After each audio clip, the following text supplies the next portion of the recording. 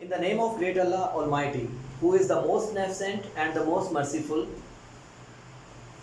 Assalamu alaikum to all of my students and viewers. Before going ahead, please subscribe our channel on YouTube and press bell icon so you may receive more and more videos. Share this video to your friends. Before share, you can like it, and if you are feeling some query during the video, then you can write down in the comment section. Inshallah, as soon as possible we shall write down the answer of your queries. Now I'm going to start my lecture, and students, this lecture is about noun. Noun, in my previous video I have told you about noun is called ism in Urdu. Urdu में इसको इसम कहा जाता है. आज हम इसकी तफसीली वीडियो आपके साथ शेयर करेंगे. जी तो स्टूडेंट्स एंड व्यूअर्स, आप देखिए first of all the definition of it. These are naming words. These are naming words which are used to name persons, places or things. ये वो नेमिंग वर्ड्स होते हैं जिनको आप इस्तेमाल करते हैं अशखास को, चीज़ों को और जगहों को नाम देने के लिए. For example boy, city, table etcetera. मिसाल के तौर पे लड़का, शहर, मेज़ वगैरह. यहाँ पे आपको एक मैं टिप देता चलूँ for spoken English students specially. For example, आप बिल्कुल बिगिनर्स हैं.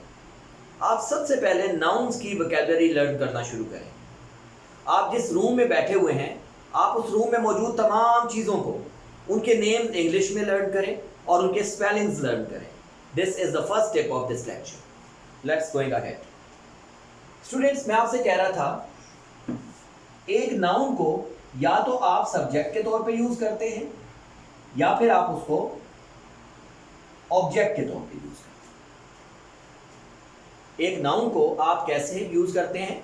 सब्जेक्ट में, या फिर आप उसको कहाँ यूज़ करते हैं? ऑब्जेक्ट में. इन दोनों प्लेसेस पे आप इसको यूज़ कर सकते हैं, एक्टिव वॉइस में भी, पैसिव वॉइस में. हम डिस्कस करते हैं kinds of noun. Basically nouns को आप 5 काइंड्स में तकसीम करते हैं. फर्स्ट इज कॉमन नाउन, जिसको उर्दू में आप इसम नकरा कहते हैं. इसका मतलब, कॉमन का मतलब होता है आम. इसका मतलब होता है, आपने बेसिक डेफिनेशन नहीं छोड़ दी इसकी. आपने बोलना है basically these words are used to name common places, common persons और कॉमन थिंग्स. फॉर एग्जाम्पल, मैं यहां पे लिखता हूं girl. It's a common normally for the name. You can use लड़का, लड़की, बॉय, गर्ल, मैन, वुमन, बच्चा, child, you can say etcetera. और second one is common place, like you can say town. Common thing, like you can say shoes, etc. These are nouns. These are the common, for example, common name, common place and common things. Let's going ahead. The difference is between common noun and proper noun. Proper noun को आप उर्दू में बोलते हैं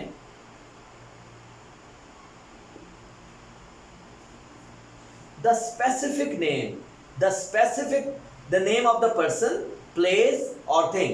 For example, now you are saying Anam.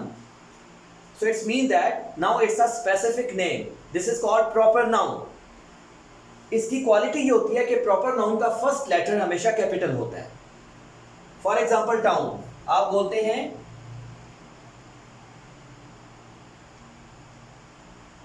Bahria town. For example shoes, आप बोलते हैं बाटा shoes. अब आपने उनको स्पेसिफाई कर दिया. पहले वो ओनली टाउन था, आपको क्लियर नहीं था वो कौन सा टाउन है. अब आपको पता चला वो बहरिया टाउन है, वो मदनी टाउन है, एटसेट्रा, वो मॉडल टाउन है, एटसेट्रा. तो जब भी आप डिफर करते हैं first of all kinds of noun में, तो आप फर्स्ट 2 काइंड्स में आपस में कंपैरिजन करते हैं ताकि आपको समझ आए. The next is collective noun. Collective noun को आप बोलते हैं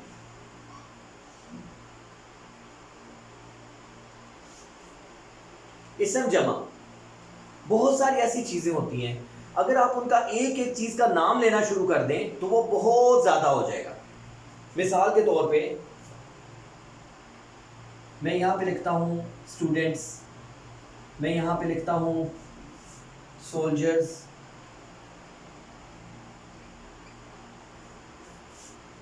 फॉर एग्जाम्पल मैं यहाँ पे लिखता हूँ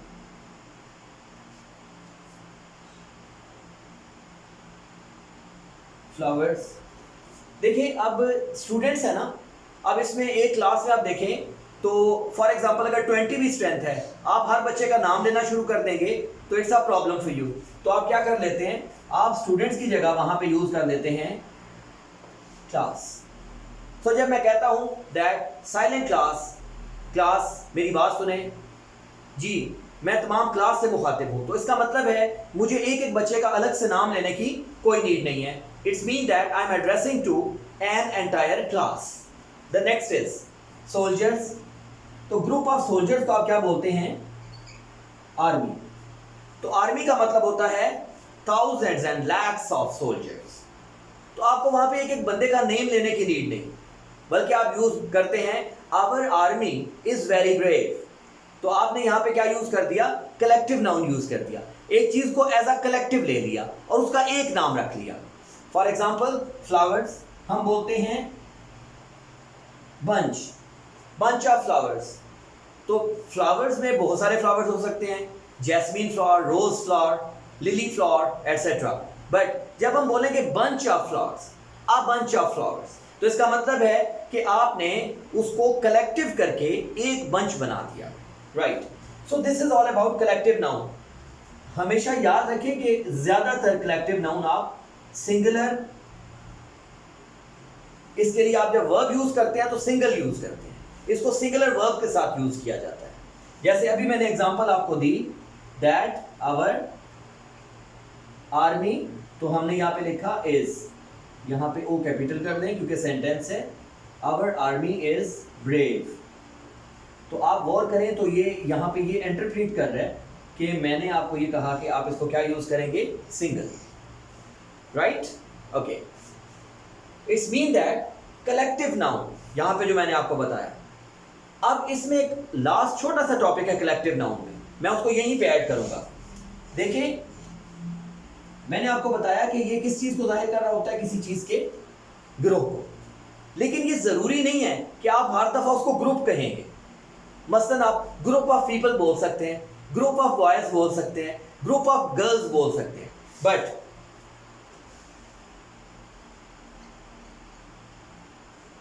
एक आप लफ्ज बोलते हैं हर्ड, HERD। हर्ड का मतलब होता है गला, ज्यादा सारे, हर्ड ऑफ शीप, यानी कि भेड़ों का गला। आप यहां पे ग्रुप ऑफ शीप नहीं कहेंगे, आप क्या कहेंगे, हर्ड ऑफ शीप। आप बोलते हैं शॉल, SHOAL, शॉल का मतलब होता है वॉल। आप यहां पे दो चीजों के लिए शॉल बोलते हैं, शॉल ऑफ बर्ड्स और शॉल ऑफ फिश, यानी कि मछलियों का गोल, परिंदों का गोल। यहां पे आप ग्रुप ऑफ बर्ड्स नहीं कहेंगे, ग्रुप ऑफ फिश नहीं कहेंगे, आप बोलते हैं क्लम्प। क्लम्प को उर्दू में बोलते हैं झुंड। आप बोलते हैं क्लम्प ऑफ ट्रीज। तो क्लम्प ऑफ ट्रीज का मतलब क्या हुआ, दरख्तों का झुंड। तो आप ग्रुप ऑफ ट्रीज नहीं कहेंगे। स्टूडेंट्स, ये स्पेसिफिक वर्ड्स हैं जो कलेक्टिव नाउन के लिए यूज किए जाते हैं, तो आपके लिए इन वर्ड्स का लर्न करना is also very important, right.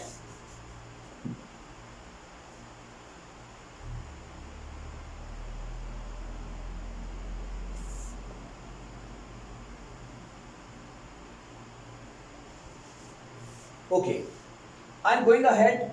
The next is material noun and abstract noun. जैसे मैंने आपको बताया था कि कॉमन नाउन और प्रॉपर नाउन समझने के लिए आप इसको एक दूसरे के साथ कंपैरिजन करते हैं। Similar, you can also make a comparison in between material noun and abstract noun. How? Look at here. The material noun is, for example,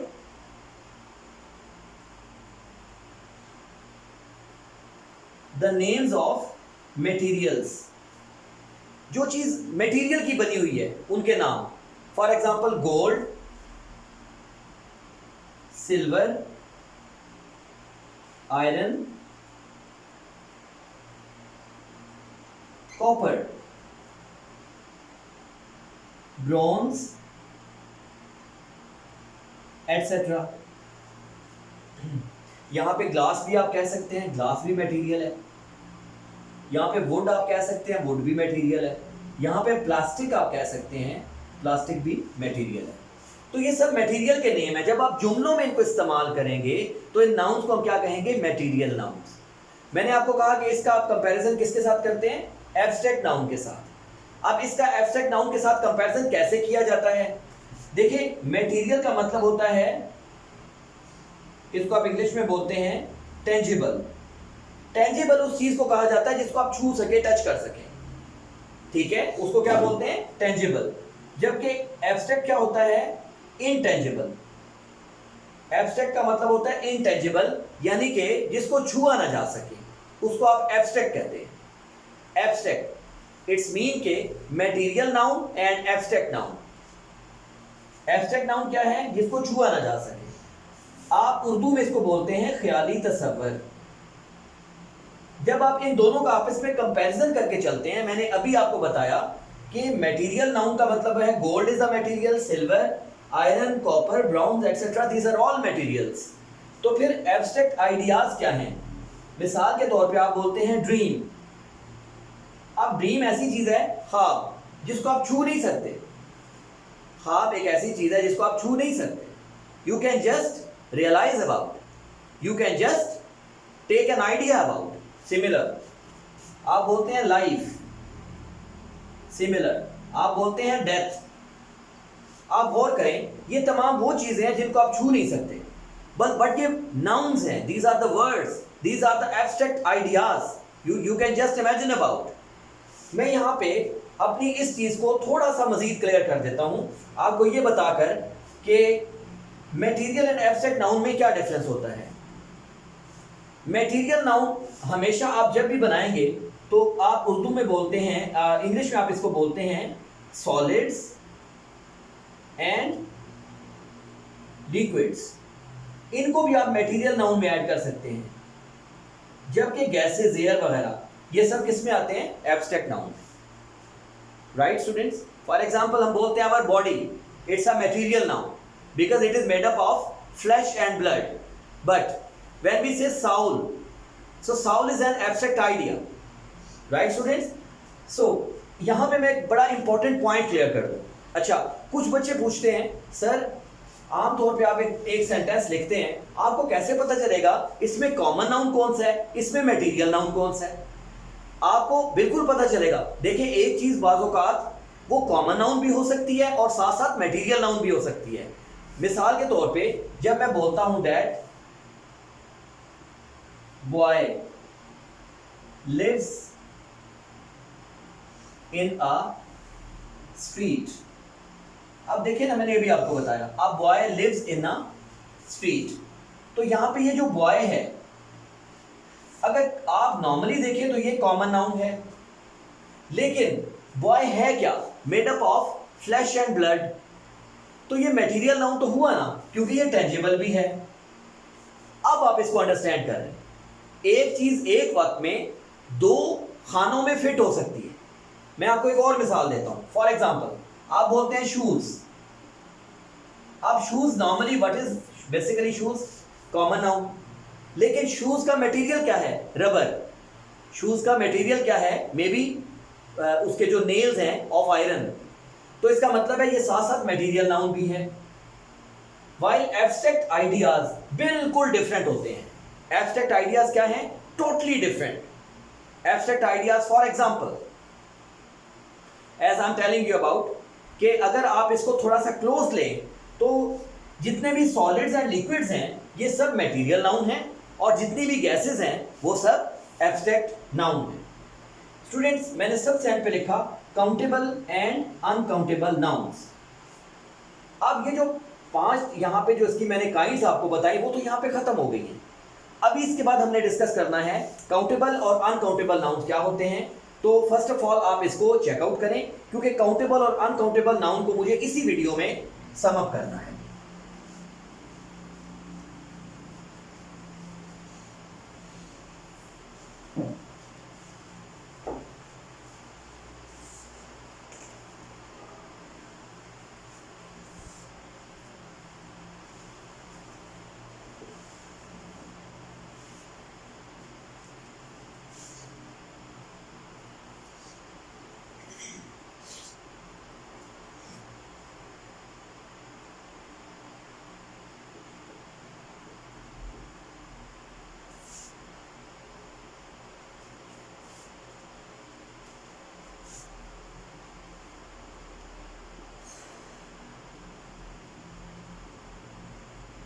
countable जिनको गिना जा सके,